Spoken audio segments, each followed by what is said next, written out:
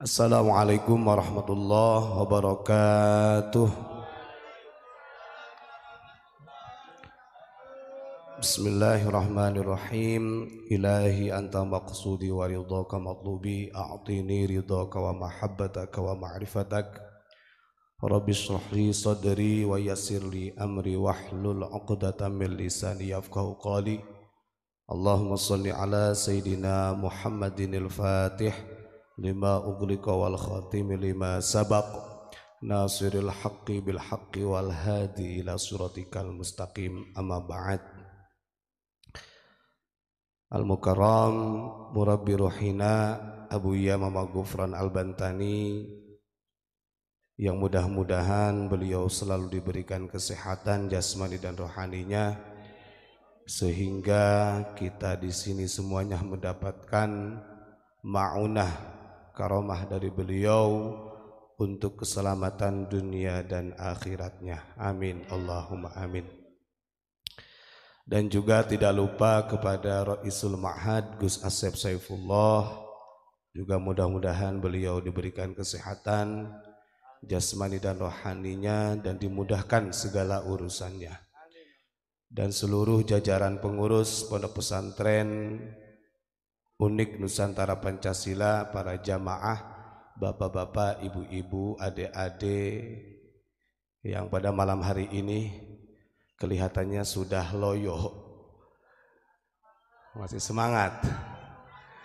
Semangat 45 apa semangat 78?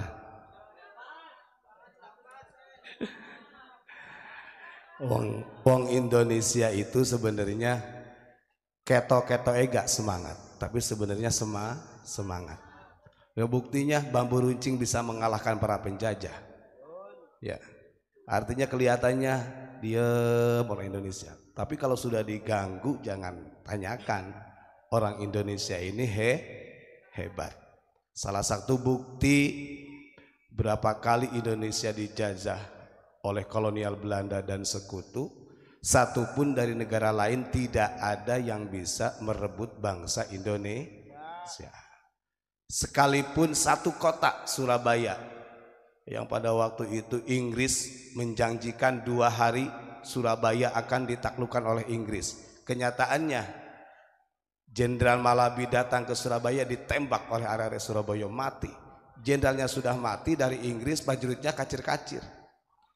Nah, itu kehebatannya Indonesia. Maka tak harus binikmah kalau kita sangat bersyukur karena kita tidak berada di zaman itu. Coba bayangkan kalau kita berada di zaman peperangan, jam segini itu yang kita dengar adalah bom. Yang kita dengar ini adalah suara-suara senjata. Bagaimana bisa ngaji seperti ini? Bagaimana bisa kita tahlilan istighosah? Tentunya nggak bisa. Maka bersyukur kepada Allah, kita menjadi warga Indonesia yang hebat. Kita menjadi bangsa Indonesia yang kuat, yang tidak bisa ditumbangkan oleh negara-negara lain. Walaupun secara peta politik kita masih dijajah. Ngapunten, ini suaranya agak sedikit serak-serak suaranya. Soalnya suaranya agak habis ini. Terlalu banyak joke ya.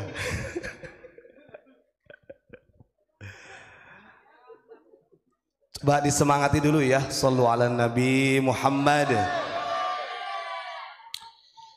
Sebenarnya kalau materi perjuangan banyak, sudah banyak yang menyampaikan. Pada intinya kita harus semangat dan mempertahan negara kesatuan Republik Indonesia. Amin. Ya. Tapi yang ingin saya sampaikan ini sebenarnya adalah berkaitan dengan akikoh. Karena bagaimana Indonesia bisa berjuang kalau anak-anaknya masih durhaka sama orang tua? Kan begitu. Bagaimana mau menjaga NKRI kalau anaknya tidak menjaga hati kedua orang tua? Untuk memerdekakan orang tuanya gak mampu, apalagi bangsa yang besar ini. Kan begitu. Min masyru'atiddin mas'ulun. Itu kalau dalam kaidah fikih. Setiap perkara yang disyariatkan oleh agama, hati-hati, kita akan dimintai pertanggungjawaban. Walaupun akikoh ini diantaranya akikoh, maksudnya diantaranya akikoh ini juga akan dimintai pertanggungjawaban. Kadang-kadang begini, mindsetnya orang tua kalau sudah akikoh sudahlah, seakan-akan masyru'ah telah usai. Dan lebih ironisnya lagi, anaknya yang sudah diakikohi itu tidak bersyukur, tidak berterima kasih kepada orang tua, lebih-lebih kepada Allah dan Rasulullah. Pentingnya menggempur tentang syariat itu, memberitahu mana yang hak, mana yang batil kepada anak, minimal ada perintah, ada teguran. Jangan sampai ketika nanti di akhirat dimintai pertanggungjawaban, kita hola-holo tidak bisa jawab, yang pada akhirnya anaknya neraka, kita terseret ke dalam neraka. Naudzubillahimin. Wah Pak, kalau saya kan punya Abah Gufron, nanti Abah Gufron menjadi penjaga neraka. Nanti dulu. Nah ini kadang-kadang salah orang mindset. Ngapunten, orang torikoh atau orang hakikat, begini saya kasih gambaran begini. Hakikat itu bukan berarti orang yang tidak pernah sholat atau orang yang pernah ngaji. Awas, kemasan hakikat itu diibaratkan seperti sambal. Kita bisa merasakan pedasnya sambal, kan begitu. Nah untuk mencapai kepada hakikat ini ada yang namanya torikoh. Toriko itu adalah penyatuan dari akidah, fikih, tasawuf. Jadi toriko. Ini kan kadang-kadang ada orang, yang penting ngajinya kita praktek aja lah. Gak usah belajar fardunya wudhu, gak usah belajar rukun Itu bahaya. Ketika dia mengatakan tentang hakikat, yang adanya hakikat khoyali, hakikat hayalan. Coba kita cek wali-wali Allah, cek zaman dulu. Kata siapa Abu Yamamah Gufron itu tidak ahli fikih? Kita cek ya. Kita lihat di sini aja lah yang nyata. Kita pahami bahwa Pondok Unik Abu Yamamah Gufron ini akidahnya ikut kepada Abu Asy'ari Syekh Mansur Maturidi. Kemudian tasawufnya ikut Imam Junaid Al-Baghdadi sama Imam Ghazali. Madhabnya Syafi'i, kan begitu. Kita lihat madhab Syafi'i. Andai kata Abu Yamamah Gufron tidak paham tentang madhab, masjidnya nggak akan begini. Sama jadinya lihat, di situ ada tempat imam. Sedetail itu. Andai kata Abu Ya ini cukuplah, cukup hakikatan saja, udah ada dilurusin, nggak usah pakai imam. Fikih Syafi'i ada dua. Kemutlakan sahnya dalam berjamaah seorang makmum kepada mukmin itu adalah istidrok sama istikhlaf. Supaya yang jamaah jauh itu bisa melihat, membedakan mana yang menjadi imam. Dan andai kata imam itu ketika waladhdallin innalillahi, diambil nyawanya, langsung ada yang istikhlaf menggantikan posisi imam. Coba kalau kita andai kata satu baris tidak ada tempat untuk imam. Ini kalau bukan madhab Syafi'i ya, itu kesulitan. Walaupun di depannya orang akan memilih yang mana imamnya, apalagi dari jarak jauh tidak bisa membeda mana tempat imam. Ketika diberikan tempat imam, di situ berarti tempatnya imam. Syaratnya dua dalam bermakmum Imam Syafi'i itu, istidrok sama istikhlaf. Bisa terlihat oleh orang yang jauh, itu berarti imamnya di situ. Yang keduanya, ketika dia gugur mati dalam imam, langsung ada orang makmum yang bisa menggantikan, namanya istikhlaf. Coba, andai kata kita tidak paham tentang itu, bagaimana kita paham thariqah? Bagaimana paham tentang haki? Jauh. Maka saya katakan thariqah itu kemasan. Contoh, ibu-ibu bikin sambal itu apakah cukup lombok tok? Cukup gak? Atau mungkin uyah doang? Gak bisa jadi sambal. Ketika bikin sambal itu ya harus ada garamnya, harus ada, bahkan kalau enak lagi pakai yang lain-lainnya, ada komposisi. Itu juga thariqah menuju hakikat itu adalah komposisi dari akidah, fikih, tasawuf. Jangan langsung tasawuf, gak bisa. Bagaimana kita memahami tentang tasawuf kalau syarat sah wudu saja tidak tahu? Saya jamin. Makanya ini kebenaran bahwa Abu Yamamah Ghufran bermadhab Syafi'i. Berapa banyak kita lihat yang selain madhab Syafi'i ada yang memang masjidnya tidak dikasih ada, karena setiap manhaj itu berbeda caranya, kan begitu. Yang kedua nih, kita bukti nih bahwa di Unik Abu Yamamah Ghufran ini betul-betul berakidah Asy'ariyah. Imam Asy'ari itu dalam cara mengajarkan umatnya bertauhid melalui 2 kalimat 20 sifat wajib Allah. Dengan sederhana biasanya kita diajarkan oleh Abu Ya, Allah wujud, qidam, minimal hafal. Berarti bukti secara akidah ini benar-benar Ahlus Sunnah wal Jamaah. Kan begitu ya. Kasih tepuk tangan dulu buat Abu Yamamah Ghufran. Sedikit ini ya. Sebenarnya banyak kalau diceritakan nggak akan selesai 1 tahun ini. Karena ini saya khawatir. Ketika tadi saya sampaikan mengenai orang tua dan anaknya, anak fundamen dalam hal menyelamatkan orang tua, dia ngomong andai kata kan ada Abu Yamamah Ghufran yang menjamin. Nanti dulu, jenengan nggak buka manqobah masalahnya.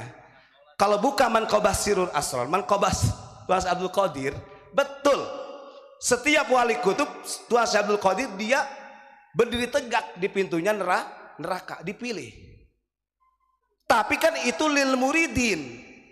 Bagi para muridnya Tuan Syekh Abdul Qadir, beliau mengatakan tidak semua orang yang membacakan manakibku dia akan menjadi muridku. Berarti di sini ada syarat yang kurang. Andai kata Abu yang mengatakan secara Tuan Syekh Abdul Qadir, berarti begini, tidak semua jamaah samawi itu adalah murid. Kalau jamaah samawi ya jamaah samawi. Tapi kalau lil murid, yang susah itu adalah apakah kita bisa menjadi muridnya atau diakui atau itu. Jangan melihat gampangnya begitu. Saya khawatir benar. Ajaran seperti ini itu adalah kalau di dalam Karamatul Auliya namanya istintok. Wajar kalau seorang wali mengatakan demikian. Coba kita lihat. Dan bukan Syekh Abdul Qadir saja. Kalau Tuan Syekh Abdul Qadir Jailani kan mengatakan nanti murid-murid saya itu akan masuk surga melalui tangan kanan saya. Itu dibantah, bayangkan, dibantah oleh Abu Hasan As-Sadili. Apalah Abdul Qadir mah cuma pakai tangan. Beliau mengatakan dalam istintoknya, kalau saya jangankan surga, arasnya Allah berada di bawah telapak kaki saya, kata Abu Hasan Sadili. Itu istintok yang memang kita sebagai orang-orang yang pengikutnya, satu, tidak bisa meniru. Yang kedua, jangan iktimad. Jangan bersandar dengan hal itu. Kita lakukan syariat yang benar, sholat yang benar. Kemudian tasawufnya berarti membersihkan hati dari iri dengki dan lain sebagainya. Dan selalu bersandar, tawakal kepada Allah. Baru itu akan menjadi syaratnya muridin. Kan begitu. Tetap dalam akikah tadi itu menjadi hal yang paling fundamental, anak yang akan bisa menyelamatkan kedua orang tua. Andai kata saya sebagai orang tua tidak mampu pondokkan anaknya, minimal kelanggar, biar mengerti pasolatan, biar mengerti aqaid 50. Coba kita pahamnya 20 aja, wujud qidam baqo begitu. Kalau dikatakan aqaid 50, boh gak ngerti. Kita merasa orang tua nggak tahu, anaknya harus tahu. Jangan sampai ada mindset nggak apa-apa Pak, kan saya sering baca hizib biar ada yang nanti menyelamatkan Abu Ya menyelamatkan lagi Abu Ya Mama Armin, kemudian Syekh Asnawi, kemudian Syekh Khatib Sambas, kemudian sampai Tuan Abdul Qadir Jailani. Tidak begitu mindsetnya. Kita pahami karena thariqah itu adalah komposisi daripada fikih, akidah, tasawuf yang digabungkan, ibarat sambal. Lombok-lombok toh bukan sambal namanya. Namanya apa? Bon cabe. Dijual banyak. Begitulah. Sedikit tentang akikoh yang dikorelasikan dengan pentingnya kita belajar masyru'ah. Belajar tataan tentang agama. Dari mulai sholat, pembatalan wudhu. Kan kadang-kadang orang itu gak tahu. Kita ada yang tidurnya miring begini, dia nggak tahu bahwa dia wudhunya udah batal. Apalagi sampai ada yang kayak santri itu, kadang-kadang saya lihat kalau sudah tidur gini aja, sudah di bawah aja sampai selesai masih tidur. Kemudian pas sholat malam berdiri dia sholat malam, nggak wudhu lagi. Padahal sudah menjadi kaidah biologi sebenarnya, kaidah mutlak gitu. Setiap mata itu merem, maka lubang yang bawah terbuka. Maka jangan salahkan kalau bapak-bapaknya kalau pas tidur brot, karena terbuka lebar. Itu sudah kaidah biologis sudah.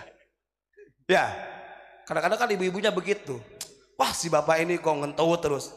Jangan disalahkan. Lek turu ngentutan itu sudah menjadi kaidah biologis. Lek mata itu merem itu ada, Pak. Jenengan kalau bukan dalam Mughnil Muhtaj, karya Syekh Khatib Asy-Syadzili itu ada. Itu sudah amiyah. Mau laki mau perempuan, anak kecil, anak besar, kakek-kakek, nenek-nenek, kalau matanya merem, maka lubang yang bawah pasti terbuka. Makanya kalau ingin nggak batal, harus memakinin mak'adah. Duduknya harus benar-benar rapat, jangan sampai goyang. Apalagi sampai begini gitu kan. Itu bisa membatalkan wudhu. Nah, ini pentingnya belajar tentang hukum-hukum syariat. Karena ini adalah fundamen di mana kita akan berthariqah, berhakikat tetap komposisinya daripada fikih, akidah, dan tasawuf. Kita sebagai orang yang belajar tasawuf jangan merasa tasawuf.